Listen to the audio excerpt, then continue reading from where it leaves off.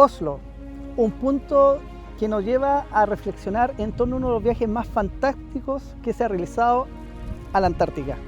El Museo Fram en Oslo no tan solo reconstruye y recrea una parte fundamental de la historia de la humanidad, sino que nos inmerse en los desafíos que vivieron aquellos hombres que a principios del siglo XX conquistaron el Polo Sur.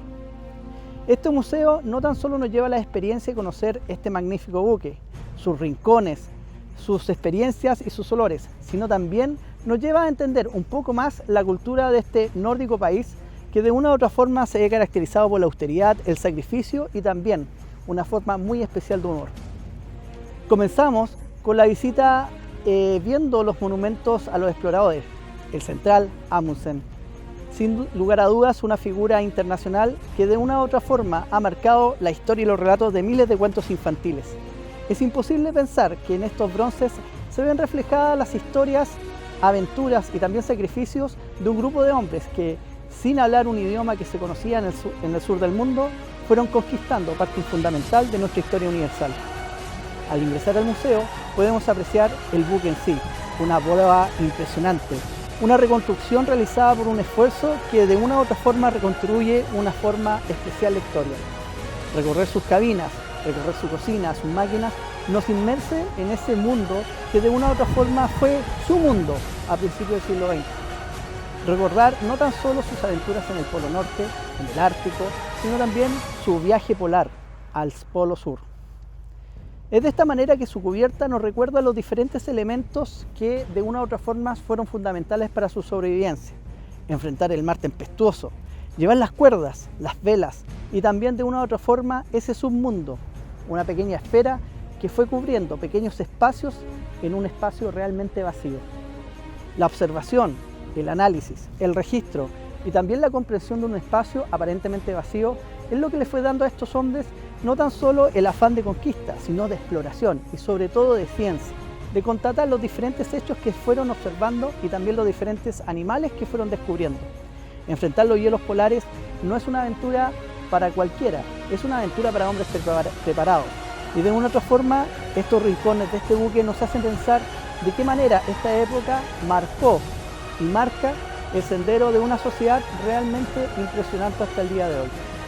Haber forjado una aventura no tan solo nos lleva a comprender el espacio, sino también de qué manera sobrevivieron y conllevaron la soledad en un lugar estrecho, pero también lleno de emociones. Emociones que fueron conformando los hombres, la amistad, el sacrificio, el dolor, la esperanza, las sonrisas, las fiestas que fueron conmemorándose y también los diferentes rincones que se fueron llenando con sus vidas.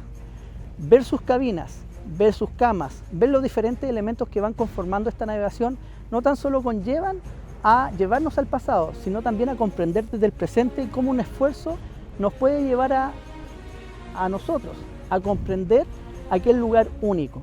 Un lugar único que hace más de 100 años fue conformando una historia fundamental mirando el Polo Sur. Es de esta manera que las viejas máquinas todavía suenan en la mente de aquellos que visitan este buque. La cocina tiene esos olores que hace más de un siglo llenaron de alegría o también de tristeza al ver un alimento sabroso.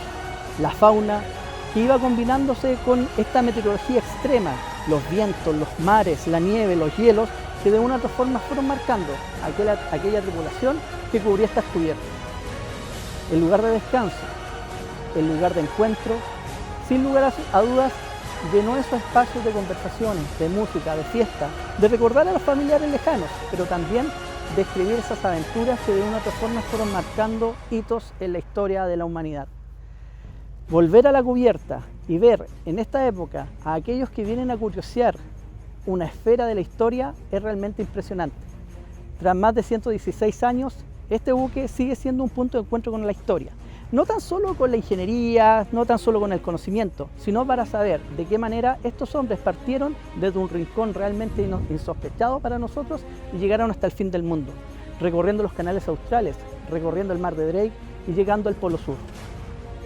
Este museo de una u otra forma nos muestra que el esfuerzo, la historia y también el recuerdo son fundamentales para fomentar una cultura que nos recuerda que mirando al sur, mirando al polo, todavía se forjan grandes aventuras de sacrificio y voluntad en el territorio chileno antártico.